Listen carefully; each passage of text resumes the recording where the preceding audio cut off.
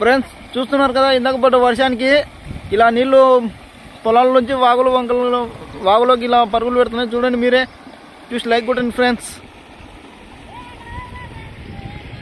వెళ్తానా